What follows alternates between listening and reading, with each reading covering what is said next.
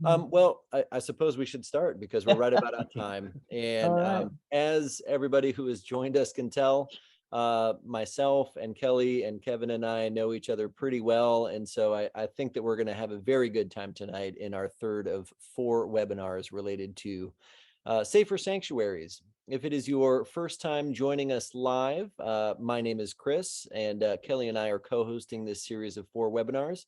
And we've got special guests that join us every week. And tonight, Kevin Johnson is our special guest.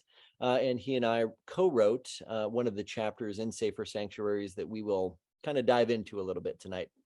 A couple of quick reminders before we jump in is that participants are absolutely invited to drop questions using the question and answer feature as part of the Zoom if you're watching this live. Of course, if you're listening to the recorded version, I'm really sorry we don't have a live question and answer feature for you because you're watching a recording. However, if you are watching live tonight and have questions, we will make sure to receive all of those questions, work on typing up responses, and make sure that those are posted before the next live webinar takes place. Also, the resource that we're talking about, Safer Sanctuaries, Nurturing Trust Within Faith Communities, will release in April 2023 and is available for pre-order on the Upper Room's online store. As a special gift for those of you who are participating on these webinars, the Upper Room is offering a 20% discount and free shipping when you use the code WEBSS at checkout. You will find the link in the chat and in an email that you will receive following tonight's event. I feel like I start off all of these by talking so much. Kelly, do you mind introducing yourself and kind of kicking A- us down the road? Absolutely. I'm Kelly Peterson, formerly with Discipleship Ministries and also at the Cal Nevada Annual Conference. Am privileged enough to contribute the chapter on youth ministry. Currently, I'm the executive director of Campfire Heart of Iowa, which is kind of what started all of our conversation this evening. And I'm just thrilled to be here with you two. So, Kevin, you want to introduce yourself? Sure. I am Reverend Kevin Johnson. I'm the director of children's ministries for the discipleship ministries and the congregational vitality intentional discipleship team, which Chris is a part of as well. So we are used to be next door neighbors when we had offices that we reported to, but now we get together via Zoom periodically. But just a little bit about me too. I'm an ordained elder from from the Kentucky Annual Conference, and moved to Nashville a few years ago. But prior to ministry and my call to ministry, my first career was spent in emotionally and sexually abused group youth homes, and so I've spent a lot of. So when I came into ministry and we started talking about safe sanctuaries in our churches, it became, ingrained in the back of my mind. This is just what you do. So I'm very passionate about safe sanctuaries, and that you'll need to know that as I share a story a little bit later about just my background and experiences working with troubled youth and teens. Well, thank you. And Chris, tell us about yourself. Well, sure. My name is Chris Wilterdink, and I am the Director for Young People's Ministries at Discipleship Ministries of the United Methodist Church. I'm also serving as the Executive Director for the Congregational Vitality and Intentional Discipleship Team, which is an unnecessarily long title, but means I get to work with some really, really excellent folks related to discipleship and faith formation for the entire denomination. And really, Kevin and I consider Safer Sanctuaries to be a giant part of being able to create a culture and set a stage where faith development and faith formation can happen, because you're able to offer physically and emotionally safe places where then you can start to sort of transform and grow. And that's part of why I enjoy the conversations that we get to have around resources like this. In addition to being the co-host tonight, I'm also the second special guest. So Chris, would you like to introduce yourself? Why, yes, I would be really happy to introduce myself. Kevin and I got to co-write a chapter together. And so I kind of get to be a guest and a panelist tonight, which is fun. Yeah, you do. And so, yeah, it puts a lot of pressure on me, Chris, to just be, I'm the Oprah for tonight, I guess. Everything's going to be great. Yeah, it'll be fine. It'll be You start fine. handing out But cars to everybody. You get a car. you You get a get a. car. Yeah, I wish, but no. But let's get started. So Kevin, when I was with Discipleship Ministries, I did a lot of work within safe sanctuaries and now safer sanctuaries. And really, it really starts off with why, knowing the why. And what do you feel is meant by knowing and starting with the why with safer sanctuary? I think one of the things that happens as we collectively offer trainings or advice when we're putting together a safe sanctuary policy for the local church is the pushback immediately from folks in the congregation that say, "Well, why do we need this?" Or I don't plan on volunteering with the children or youth. I don't necessarily need to do this. Why do we need to have these policies? And so I encourage and invite folks to just start thinking about finding and discovering their own why. What is it that makes you want to do this personally and then collectively as a congregation? And so I want to share just my why, and it may resonate with you. And as we get into this, then encourage you to discover your own personal why. And so for me, my why was a little boy who's not little anymore, but named Elias. And Elias came to our church. He was a foster baby child, born to a drug addicted mother and placed in the foster care system in Kentucky. And he came to church with that foster family. In this particular vacation Bible school, he was probably second grade. And the church had decided, they had lost their minds, to be honest. They decided it would be great to have a vacation Bible school in the morning and in the evening simultaneously the same week, which in theory Okay. is a great idea for volunteers, except for the children's minister, which was me, that had to work both. And so I was doing morning shift with hundreds of kids, and the idea was the small setting in the evenings would contain a meal with families, and then it would be a more intimate, smaller, quieter setting for those children that couldn't handle large groups of kids. And so he was a part of that evening session. And one particular evening, he was decided to go. They were outside doing something with their groups, and the youth were also outside doing their own thing in the side of the parking lot. And they were doing the bounce houses or whatever youth do. And his foster sister was doing the youth activities. And so Elias decided, well, I want to do that. And his leader told him, no, you're not, that's not your group. That's for the youth, and we're doing our thing over here. And Elias's MO was when he got upset or got bothered by authority, he would just run. He would, what we called in the group homes, AWOL. And he was a flight risk. And so he decided, well, I'm just going to make a run for it. He had run from school settings, across the street or across the parking lot or whatever, away from teachers and principals and things like that. So in this case, he decided, I'm going to run from my group and my leader. And I got a holler from the leader of this group saying, Elias is running, Kevin, help. And so I took off down the sidewalk towards him and kind of tried to calm him down and talk to him as he's proceeded to go towards the street. And he just kept hollering, stay away from me. I don't want to be around you. Nobody loves me. Nobody cares about me. I just want to go out in the street and die and get run over by a car. God doesn't love me. Jesus doesn't love me. Just stay away from me. And so he would kind of continue towards the street. And I thought, this kid's going to make me run, because there was a big distance between he and I. And I thought, well, I don't run very fast, but I'm going to go after him. So he would look periodically to make sure he didn't fall down the hill leading towards the street. And the church sat on a 2-lane highway that, a country highway that had a hill at the peak of the entrance to the church. And the speed limit was probably 35, but no cars did 35. And there was a blind spot as they came up over the hill. And so I knew these cars would be zipping and flying down that hill and never see, a deer or a child or another car or anything that was in the street. And he just kept yelling, stay away from me, stay away from me. And I said, Elias, just wait a minute. And so finally we got about 8 to 10 feet away from the street. And I just hollered. He said, just stay away from me. Nobody loves me. God doesn't love me. Jesus doesn't love me. I just want to die. And I said, well, Elias, I can't let you go out in the street. You know, if you're going out there, I'm going with you. And that kind of stopped him for a moment, to surprised conversation piece, and which allowed me to grab hold of him physically. And part of my role in the group homes, as I mentioned earlier, was I was involved with the safe physical management training system, which meant we were physically trained to physically restrain kids when they got angry and acted out.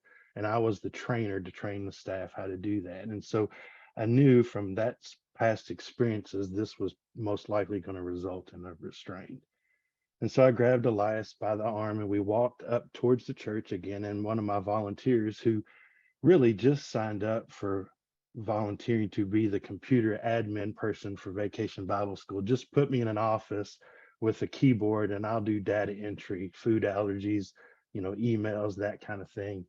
But she had complied with the Safe Sanctuary training, so she knew there may come a time where she may be called upon to do something different. And so I said, Sally, come with me. Where are we going? I said, well, we're going to go down the hallway and try to find a quiet spot in the church building that Elias is probably most likely going to need to be restrained. And we made it somewhat kind of around the corner of the hallway, and he acted, you know, aggressive. And so we took him down to the ground physically and held him and restrained him. And Sally looked at me as he was kicking and thrashing, and I said, just hold his feet so that he doesn't kick me or hurt himself. And she looked at me and she said, how long will this last? And I said, well, until he gets all the anger and rage out. And so it seemed like forever, but it was most likely probably about an hour. And they called his mom, and she came in. And so after about an hour's time, he was exhausted. We all were. And we kind of leaned up against on the floor and the wall of the hallway. And he looked at his mom and he kind of said, I think I need to go to the hospital now, meaning I need to go get my medications adjusted. And so nothing else was really said that in that moment. And he went into the bathroom with his mother and got cleaned up and came out of the bathroom. And as he was leaving the church that evening, I hollered at him. I said, Elias, just, you know, call and let me know how you're doing. Let me know what's going on. And I didn't hear anything from him that evening. But then the next day, the afternoon, the phone rang, and I answered the phone and I heard a little voice on the other end. Mr. Kevin, at that point, I was still Mr. Kevin and not Rev Kev. Mr. Kevin, can I come back to Vacation Bible School tonight? I'm sorry for what I did. And I said, well, come back. You better come back, Elias.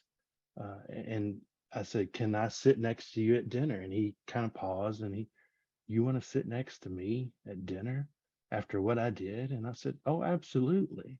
And before I hung up the phone, I just reminded him, I said, Elias, Jesus loves you, and so do I. And that moment stuck with me, of the safe sanctuaries in that moment, that we applied and utilized and understood as a congregation. Well, a few years later, I was at a different church preaching a sermon, and I was preaching on the sheep and goats, and I wanted to use that story as how to be a sheep to others. And so I contacted Elias through his mother on Facebook, and I said, I would like to ask you to come back to this church and just read the scripture and introduce yourself as, my name is Elias, read the scripture, and that's all I want you to say, and then go sit down. And so he said, of course, I'll do that. And so he did it. My name's Elias, and today's scripture is from Matthew. And he read through the scripture, and he turned to me, how'd I do? I said, that was perfect. And so we got into the sermon, and we got to that point where I shared that story, and I never had named him until that very moment of the sermon when I said, Elias, remember, Jesus loves you, and so do I. And everybody in that congregation who had never met this child before immediately made the connection. That's that kid. That's that same kid. And so at the end of that church service, he was famous. I mean, they were taking selfies with him. They were hugging him. They were high-fiving him. They didn't ever congratulate me on that was a wonderful sermon. They just were wanted to be around him. Well, then a few years later after that, my own son was in youth middle school, probably sixth grade, fifth grade, and he was going to his first overnight camping retreat with the church. And it was a partnership with other churches in the area. at a little small Methodist camp close to our church. And he was having, second thoughts about, what if I don't make it through the night? What if I get, upset and need to come home? What if I get scared? And I was trying to talk him through that and coach him through that. And we get to the church at the opening assembly of this retreat, and I look down the aisle, and there sits Elias, who's now in high school and volunteered to be a retreat leader with this middle school group. And he looked at me and he said, "Don't worry, Mr. Kevin, I got this." And I kind of smiled and I said, "Elias, you don't know how scared to death I am right now to hear you say that." But he did get it, and he did have it. And then a few months ago, back in the spring, I was back in Kentucky, and we were out to eat with our family. I hear this small voice, much mature voice, but similar voice that I'd heard in the past. And I heard him say, "Is that Mr. Kevin?" And I turned and looked, and there sits senior in high school Elias with his girlfriend's parents, who are also mentors in the youth program that he helps lead the youth group of his church. And a few weeks after that, I get a post on Facebook that he's graduated high school, with a picture of him in his cap and gown, and his older brother stating, "We couldn't have done this. We literally never thought this day would happen. And thank you to all those people that made a difference in this child's life, and demonstrated the love of God to this child." And that's my why. When I start to get pushback from people saying, "Why do we do this?" I think of that occasion and watching discipleship grow from that child that said, "I don't want a part of this church. The church doesn't care for me or people like me," and to a point where he is leading other youth and setting the example and being a sheep. And so I challenge people and encourage people, find your why. And that may be different for each individual in your congregation or in your audience. But once you find that why and the reason why you're doing it, it makes it just innately possible to do safe sanctuaries. It's not a policy that you have to just walk around saying, "We have to do this. It's another thing we have to do." It's an opportunity for ministry.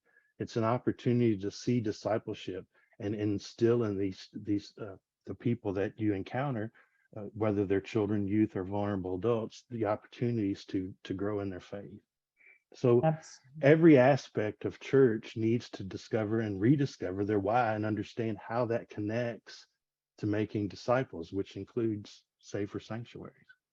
absolutely. And that's a very powerful story, and that just shows the importance of kind of that's the way you do church, right? That's who we are as a congregation. And so building up to living into protecting the vulnerable in all ways is training. You talked about your training that you had before, you came to your ministry position, and how that came into play with dealing with this young child. So that seems overwhelming to a lot of people, is the whole training aspect. How do you get it started? What are the important things you need to know about when you're doing training? Because we're really trying to get away from the one and done, right? I've got the policy. We did this little training. It's in the file box. We're going to make our DS happy, go on. So tell us your thoughts about how create an environment of training that creates safer sanctuaries all around. Yeah, I think that's one of the challenges is as we create and offer safe sanctuaries to our congregations or to in the context in which we serve. It's that thought process that you just mentioned, Kelly, of, well, we've done it. Let's set it aside. But trainings of safe sanctuary and providing examples change over time. Where we are a year ago to where we are now as a church, and where we will be in a year from now, it changes. And so we need to constantly be aware of annual trainings, do it every year. And even if you get the pushback from folks saying, "Well, I already did this, a few years ago." Well, there's new things change. There's events that happen. Let's talk about experiences. Let's share some of the places we saw ministry at work, or in the offering and providing safe sanctuary. And so there is an element of do it consistently and constantly, always doing annual trainings. There's also other reasons to implement safe sanctuaries. It's not just a policy, but it's an opportunity to go deeper in ministry with folks and in relationships. One of the things is that I stress a lot through the trainings is the safe sanctuary policy addresses it's not if it happens, but when it happens. Are you going to be prepared and bet to the best of your abilities to respond? Because so many times just, well, that won't happen here, or that never happens around here. And it's in those cases where it's always potentially could happen. And are we going to be prepared to deal with it once it does? And you know, I think back to my story about Elias. Sally didn't say, "Well, that's not my job. I'm just supposed to be entering keyboard, data Mm-hmm. entry in the computer." But it was all hands on deck kind of a thing. And her response could, "Well, something like that's never happened here before." Exactly. But that's not to say it won't happen, in the future. And so we've got to be prepared. And we can't have that attitude of it'll never happen. So it's more, it's not if it happens, but when it happens. I think there's other opportunities that Safe Sanctuary provides the congregation to have conversation around. Conversations around offering a safe haven in the church context and what the community sees as your church, the opportunity to teach justice and compassion is part of the opportunities that we have in doing trainings with Safe Sanctuary. It offers a place to truly connect in a deeper manner, in a healthy manner, with everybody in our congregations. And it offers an opportunity to respond to painful scriptures. And I mean, Mm-hmm. especially in children's ministry, we spend so much time in what I call the old McDonald way of reading the Bible, here a verse, there a verse, everywhere a verse, but we don't go through the whole canon of scripture. We avoid the difficult passages on purpose. And Safe Sanctuaries allows us to have those difficult conversations as a congregation. Oh, agree. Like what you said about the annual training, and not that it's only with the people that working with, with youth and children, that it's something you share with your entire congregation. I hear about churches that, have it up on their screen, remind of different parts of it because, and I'm sure Chris could chime in too in your thing of that it's ever changing. I mean, when we first started in youth ministry, we Safe Sanctuaries, and then it's like, oh, but what about the internet? Oh, what about texting kids? Oh, what about this? And What it's about a oh, pandemic that just happened that we never planned on? Yeah. it's constantly changing. And those reminders for people, because it's not something that happens, God forbid, often, but you need to be prepared. And being prepared is, having those reminders, those trainings, those refresher courses for people. So Chris, Just to go on go before we ahead. move on to the next Yeah. one. Yeah, the one of the topics I never would have thought we would have needed to think through when I started in ministry was, what if a youth needs to take an Uber or a Lyft home Mhm. from a church activity? It just Yeah. that wasn't a thing when I started ministry, right? And if I'm looking ahead down the road a couple of years, okay, what if there's self-driving Driving cars, cars. right? Like, where does my responsibility start and stop as an organizer of a church ministry? Does it stop Well, when a youth gets in an unaccompanied, like a self-driving car? It'll just be a really interesting thought experiment, right? And so, as a parent of a child that's learning how to drive, I pray for self-driving cars, Chris. I think in fair, a lot totally of fair. ways. But Well, One of the other pieces I wanted to add for the training and just making sure that people are aware, in this resource, we do talk about the need for annual trainings as well as how helpful constant reminders can be. And Kelly, you did mhm, mention that. So, mhm, if you're in a church that has uses slides or uses a mhm, screen in the sanctuary, being able to rotate a reminder or a snippet of, the why for your church related to protecting the vulnerable. Or, a couple of quick tips like, hey, remember, we don't, allow youth to or children to walk alone through the hallways. Um, this is the role of an usher, or this is those kinds of things that can be visuals or can be printed, can be very helpful for the larger congregation.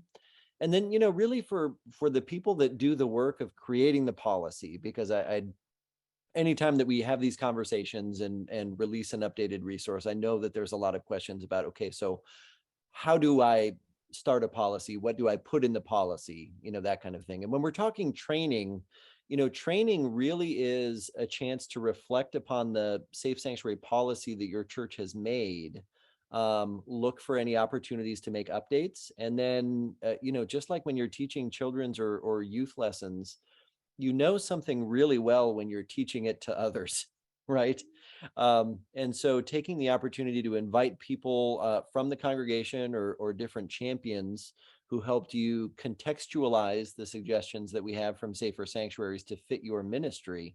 You know, have different people come in and put a slightly different spin or share their perspective on safe sanctuaries within your church building or within your community. And don't feel like, you know, you as the children's person or you as the youth person always has to do the training the exact same way every time, right? Like, it's important to know what's in the policies for your church. It's important to help network your leaders together across ministry areas so that everybody understands and kind of can create some buy-in for, you know, why we do this and how important it is for everybody. Make sure everybody's on the same page, but then, you know, offer up some different perspectives for those annual trainings to kind of keep it new and kind of keep it fresh as you go from year to year. I Absolutely, like the idea absolutely. of subtly, constantly reminding, but also there can be subtle reminders. I mean, just if you're, one of my favorite words is holistic, but if you're holistically approaching safe sanctuaries, incorporate a prayer into the life of worship periodically that just reflects safe sanctuaries language, or have a celebration periodically, or do the training right after a worship service where everybody's collectively there already, rather than say we're going to have a mandatory meeting if you don't show up. But figure out ways to just continue to have that ongoing thread of conversation in the back of your congregation's mind of, this is who we are. It's not a policy or a list of rules that we have to do. It's an opportunity to provide ministry, and it's just who we are, and live into that Matthew gospel passage of about being sheep. Absolutely. And it helps people with well intentions, like, oh, I can go pick up this kid and bring him to youth group. I think he really needs to be there. It helps people with well intentions understand the why. Mhm. Another as far as sharing things is around the people who are vulnerable. Share it with your kids, with your youth, so they're aware of why you do the whys. There's nothing wrong. No one's in trouble. This is just who we are in protecting you and being in ministry and fellowship together. Who else would you say, Chris, is being protected with all that we do around Safer Sanctuaries? Yeah, Kelly, that's a super great point. Because if children and youth also know the policies that get created, boy, are they good about helping you follow those rules, right? They are more than happy to remind you when you forgot something or missed something, right? I know we've talked about it in previous webinars, but you know, really, as we talk about protecting the vulnerable or caring for the vulnerable, we all find ourselves in vulnerable situations when we lead ministries or when we're parts of ministries, right? So traditionally, we do think about these things as protecting children, youth, or obviously vulnerable adults, right? But it also ends up protecting the community and the space that your congregation is creating, right? By developing a great safe sanctuaries policy and putting it into place, it protects all of the ministries that you are trying to build as a church.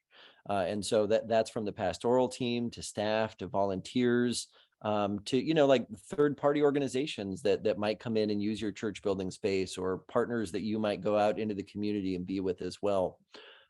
So it's really both and stuff. So when people are starting to sort of develop safe sanctuaries policies and look at the things to include, it really is important to be able to include language that um, doesn't get too narrow and just sort of further that assumption that only people younger than me are vulnerable, or only the people that are older than me are vulnerable, or only the people that are in this room are vulnerable because it doesn't have the right window in the door, that kind of a thing, right? So looking for opportunities to use language to, broaden the understanding of vulnerability, I think is really important. Obviously, it helps to protect the vulnerable youth, children, vulnerable adults from abuse. It also does protect staff and volunteers from unfounded accusations. If I was to go back to Kevin's story and the why, the presence of that second adult who had also been trained and knew what the policies were made all the difference in the world, because if that story had turned out differently, right, where the young man and Kevin both shared different versions of this emergency situation that ended up requiring physical restraint. I mean, Kevin, you would have found yourself in a very vulnerable Oh, position without exactly. that And second I adult. knew going in, I needed that witness and that second adult. And but I think your point is very key, Chris, that we as congregation members, the response is, well, it's I understand safe sanctuaries is to protect the child, the youth, or the vulnerable adult, but it's that both and because we know children and youth can have vivid imaginations, and that unfounded accusations happen more and more times than you think. And I can share stories of, volunteers that the child went home from Bible school and said, this kid down the pew from me in opening assembly pulled my pants down and hit me in privates. Well, the parents came back the next morning ready to sue everybody in sight. And we diffused the situation and process. And I asked the kid in front of, witnesses and the leaders and everything else who were scared to death. But finally, the child just said, yeah, I made the whole thing up, but in that process, and then the shock of from the parents of embarrassment, but that the relief on the leaders' faces are like, we didn't do anything wrong. We know this didn't happen, but it's that having, the both and to protect you as the volunteer or the staff from unfounded accusations or, heaven forbid, something worse than that. So that's that's a key point in to the policy that we need to stress to our congregations as we offer training. This is to protect you as a volunteer just as equally as much as it is to protect the child or the youth or the vulnerable adult. So you've kind of touched on, kind of the next question, because I know when I was doing training, and we are really trying to shift from this list of the do's and don'ts and just it being very policy driven to being very culturally driven, that we're leaning into creating a culture of safeness and just a secure, safe place for people to be. And so with every new wave of how we're trying to do this better comes, well, this is a lot, and you get that resistance. And so you kind of touched on a little bit of buy-in through this is as much for you as it is for the vulnerable people within our congregation. But how do you make that happen? The buy-in, the matching of culture with policy. How do you create that and deal with the resistance that often comes up? Kevin, you mind if I go first on this one? Go ahead. Okay. In the chapter, yes, please. Um, in the chapter that you and I got to write together, this was a really interesting topic to kind of work through, and we came up with using like the language of champions within your congregation. And by that we mean trying to find people across different ministry areas that are sort of like the first follower, right? The folks that really do understand the why this is important and can, add to the energy and, sort of create new connections for you across the congregation. If you are the point person that is, sort of tasked with updating or creating these policies and trainings and procedures at your church, it's a great responsibility because you do get to connect so broadly with people across your church.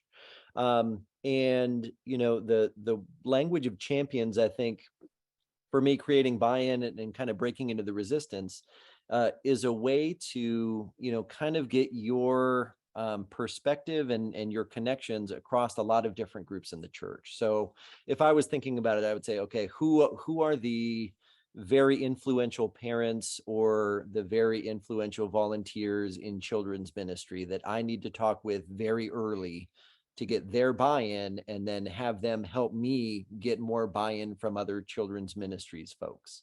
Who is a person that's on the trustees committee that understands the importance of these policies as it relates to, us and our insurance company, and the kind of activities and the kind of connections that we try to create at our church, and empower and equip that person to help make connections and create buy-in from that network and trustees of people who probably see ministry in a slightly different angle than those folks that I'm going to try to champion things with in the youth ministry, right? And do that across the board. If there's music ministries, if there are choir groups, music ministry groups, those sorts of pieces as well. Identifying those champions to be able to kind of share in the load bearing, I think, is really important. Yeah, I think so many times we think when we're talking safe sanctuaries policies, immediately most of us, congregation wise, our minds go to children, youth, maybe some vulnerable adults. But like you mentioned, Chris, trustees, I mean, who better to physically walk through the campus of a church and say, we need to replace this door with a door with a window so that everything's in open view, or this needs to be corrected or whatever. And they may not have that direct interaction with the children or youth, from initially from their perspective, but they have direct input into the safe sanctuary policy because of their familiarity with trustees. Finance is another one. I mean, Right. who better to champion than somebody on your finance team that has to say, we got to find the money to run these background checks. And so, having somebody in the know on the finance team is a great way to champion them up. And I think that's another good way of getting it across the board holistically embraced by the congregation. Now, I'll also add this too, and Kelly, I'd be really interested to hear your perspective on this as well because of the work I know we've done together. I know that every church also has a staff parish committee, Mhm. or the folks that kind of serve the HR functions, and there are such things as like clergy ethics trainings and those sorts of things.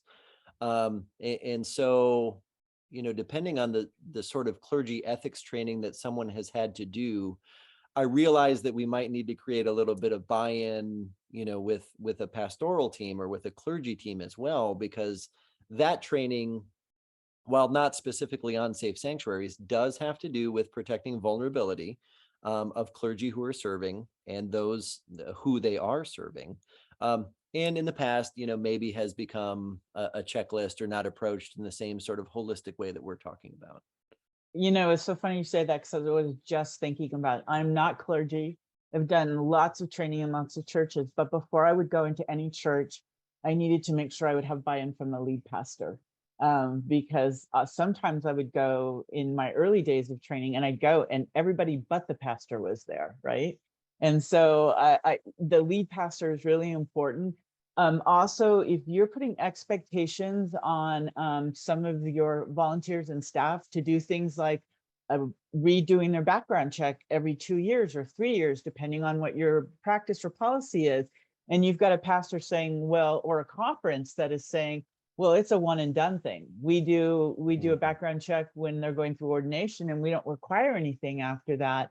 That is absolutely key, I think, is that pastoral staff and helping them understand the why, and them then having the message of the why, which says volumes of support and gives validity to the work that you're trying to do within the church. Absolutely. So I think I want to go from how do you set this all up and prepare and get the buy-in?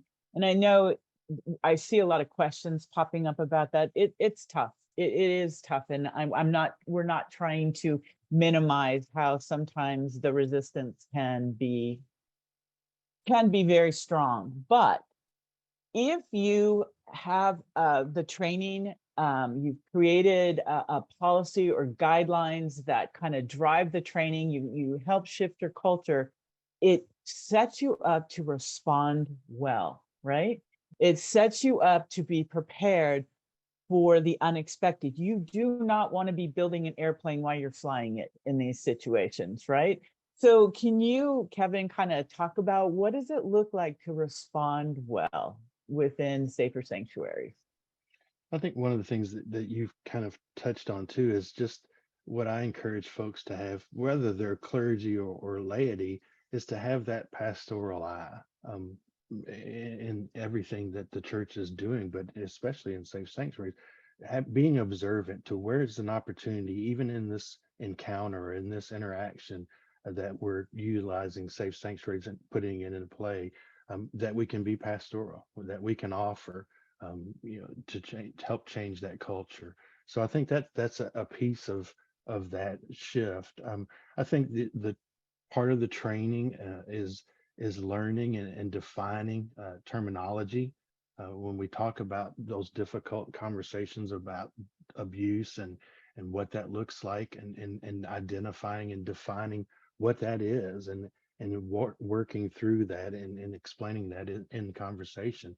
There are different types of abuse, and some of us may go to one type over the other, but we need to name those and have those difficult conversations as well. I think that that certainly helps create a culture change and a paradigm shift from this is a policy that we have to do to a ministry opportunity. Absolutely. Chris, your thoughts on that? Yeah, I'm gonna probably expand on that just a little bit. So I do think that in building a policy and creating buy-in and this why, I'm also going to add just that ha- having a shared terminology is genuinely important. And so taking time as part of the policy creation process to really help people understand what a great definition of abuse is and recognize that there are different kinds of abuse. And when we use this word, this is what we mean. When we use these words, this is what we mean. Here's the definitions of what physical abuse is. Here are the definitions of what sexual abuse is. And that way it kind of cuts to the heart of having a shared language where everybody can talk about responses that need to happen because they're comfortable with the terminology already, right? It's not as if you're chasing after words while you're trying to figure out your response. I do think that part of responding well is having that plan that's built and following that plan, being faithful to that plan. It is very frustrating, I think, for leaders and also for those who are, supposed to feel protected by the policy that's in place. That if there is a plan that is created and publicized and shared and communicated right with the congregation, if that plan does not get followed, it multiplies the feeling of vulnerability or creates distrust in the system or the process. So I do think as the plan and as the policies come together, knowing them, sharing them, making sure that it's, there's champions and folks that know what those policies are. And then really when something happens, lean into the plan and make sure that the plan is followed in the response, if that makes some sense. Absolutely. And it brought to mind too that I work with a lot of young adults who work with young people. Sometimes I have to help them connect the dots in the terminology. Meaning when we talk about physical abuse, they're thinking, of course I don't hit kids. But we need to talk about things like, have you ever been on a sports team that your coach withheld water from you or made you run laps as a punishment? In our world where we're working with children, that's not okay. Or, nicknames or put downs or, and so sometimes when you're training, when you're in that training, beyond the clinical, I guess, definition is helping them connect the dots of how it could look in your ministry setting. That's the first thing I thought about. And then in the response thing, I also helping your staff and volunteers realize that once something does happen and you have that plan in place, part of that is shifting it to the proper authorities who are trained professionals in dealing with this. I mean, you have the ministry part, the reporting part, but then it also goes to child protective services and in some cases, law enforcement. And so they're not in this alone in the reporting part. And in helping and giving support to the victims or even the accused. And so there is a whole process that involves a whole lot of people. And so your staff feel confident that they'll have the support and resources they need to get through your event or your incident.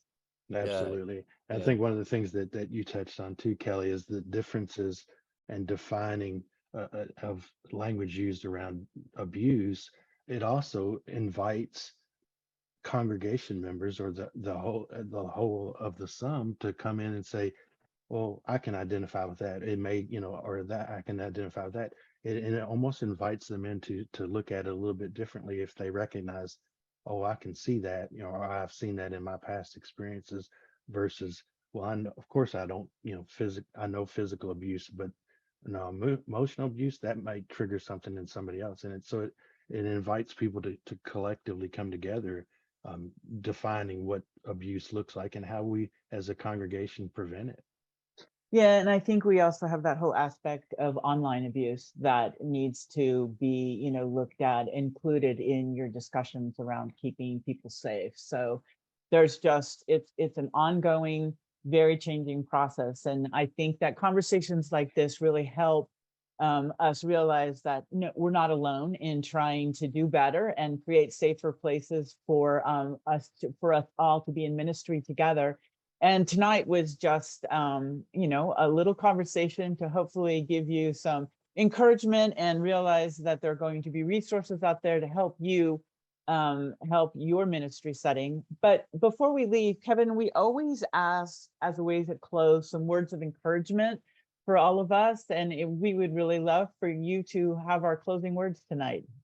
Well, I'll certainly do that. I want to add to that a little bit because I've noticed a little bit. I've tried not to read the chat questions too much, Chris, because I know we'll go back and answer them I more wanted to fully jump in there too, so I'm glad you're going to do that. later. But We'll make there's a it quick, lot but yeah. there's a lot of questions about how do we build a policy or how do we do it. So just real quick, I mean, obviously the resource is going to flesh all this out, but the safe sanctuary policy, and at least the way we look at it is, it's a four-part policy, which would include screening, which we've talked about in previous episodes of this, of background checks and references and things like that. It includes supervision and how do we supervise those folks with annual trainings that we talked about tonight, the two non-related adults that we talked about last week in the session, the roamer, we've talked about that too. The third part would be the reporting.